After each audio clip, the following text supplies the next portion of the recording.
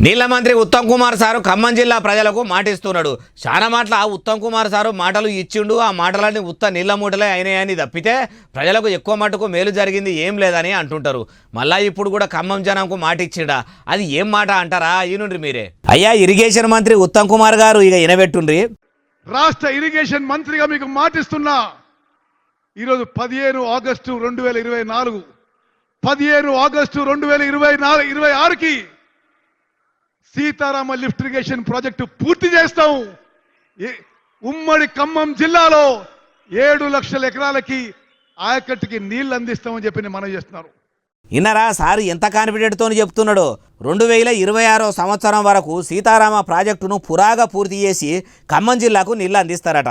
అంటే ప్రాజెక్టు పూర్తి కావాలంటే ఇంకా 2 ఏళ్ళు పడుతుంది. ఇప్పటికే వీళ్ళు అధికారంలోకి వచ్చి 8 నెలలు దాటి 9 నెలలు పూర్తిగా అవస్తున్నది. ప్రాజెక్టు పూర్తి అయ్యేసరికి ఇంకా 2 ఏళ్ళు అంటే మొత్తం 3 ఏళ్ళు గడిచేటట్టున్నది. అసెంబ్లీ ఎన్నికల ప్రచారంలో కూడా గెలిచిన 100 రోజులనే 6 గ్యారెంటీలు అమలు చేస్తామని కాంగ్రెస్ లీడర్లు కాకి కథలు పిట్ట కథలు బాగానే చెప్పిర్రు. 100 రోజులు గడిచి 8 నెలలు గడిచినా అన్ని పురాగా అమలు అయితలేవు. అప్పటి వరకు సీతారామ ప్రాజెక్టు పూర్తి అయ్యి ఆ నీళ్ళన్నీ కూడా మాటిచ్చినట్టు నీళ్ల మంత్రి ఉత్తమ్ కుమార్ గారు అందిస్తారా? అప్పుడు ఉత్తదే చేస్తారా? ఏమో 2026 దాకా ఆగితే కానీ తెలియదు అంటుర్రు ఈ ముచ్చటిన్నోళ్ళు.